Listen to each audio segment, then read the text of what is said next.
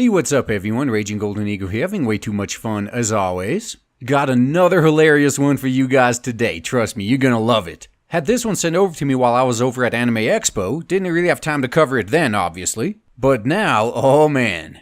Either way, I'm sure you're well aware of the tactics of the anti-porn and anti-sex doll lobbies by now. The only types of guys who are into that stuff anyway are the types that are simply misogynists and objectify women, are virgin neckbeard basement-dwelling losers, are socially inept, etc. They always tend to forget that a huge chunk of the consumers of this type of stuff are married, if not the majority actually.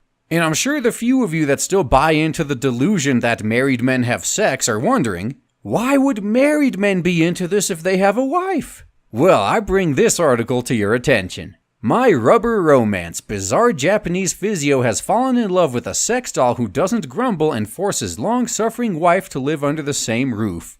Oh, the poor thing! How dare he put her through this? Yeah, it's kinda hard to miss the inherent bias in this title right here. So what's going on? Masayuki Ozaki bounced back when the spark went out of his marriage by starting a new romance with a rubber sex doll he swears is the love of his life.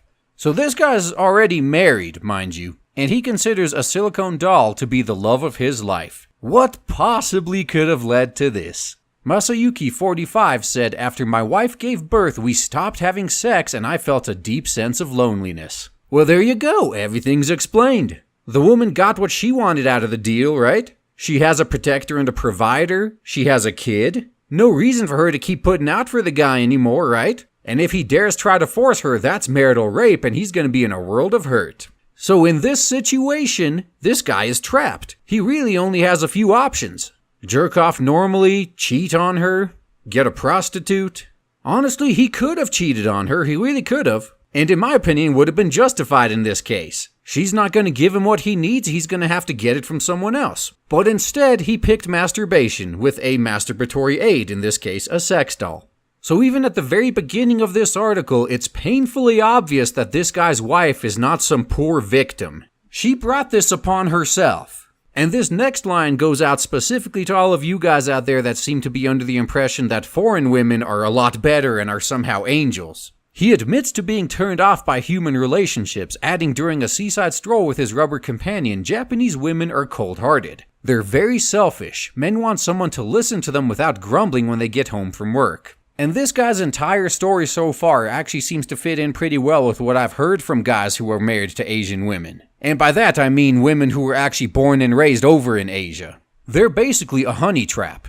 They're gonna be everything you want them to be, all of your wildest fantasies. Until you finally put a ring on it and they got you trapped. Then they suddenly pull a complete 180 and turn into domineering banshees.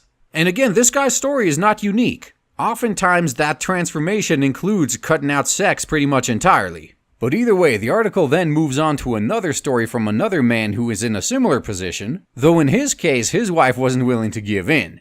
Senji's romance with Saori has divided his family and his wife has banned her from the family home, but the Tokyo-born businessman refuses to give her up. Good choice, man, side with the one who's not a total banshee. The doll sleeps in his bed in a cluttered apartment on the outskirts of Tokyo, sandwiched between two dolls from previous dalliances and a headless rubber torso. He admits reconciliation with his estranged wife is unlikely, adding, "I wouldn't be able to take a bath with Saori or snuggle up with her and watch TV. I don't want to destroy what I have with her." And notice that when he says this, he's not talking about his wife, he's talking about his doll.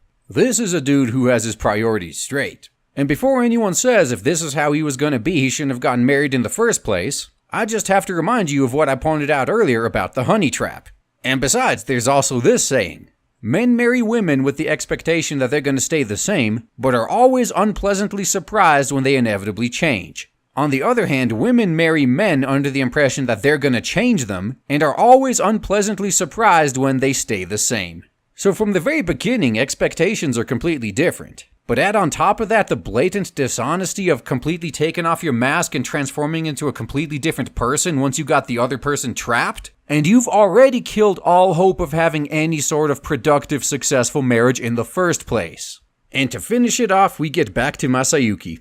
At this point, it's perfectly clear that him and his wife are basically nothing more than business partners, as opposed to any sort of traditional lovers. Masayuki's long-suffering wife Riho tries hard to ignore the rubber temptress, silently taunting her from her husband's bedroom. She said, "I just get on with the housework. I make the dinner, I clean, I do the washing, I choose sleep over sex." And that last line right there is why your husband decided to go with the doll. And can you really be surprised that he became more attached to the one that's actually giving him what he wants? That's all I gotta say, guys. Thanks for listening.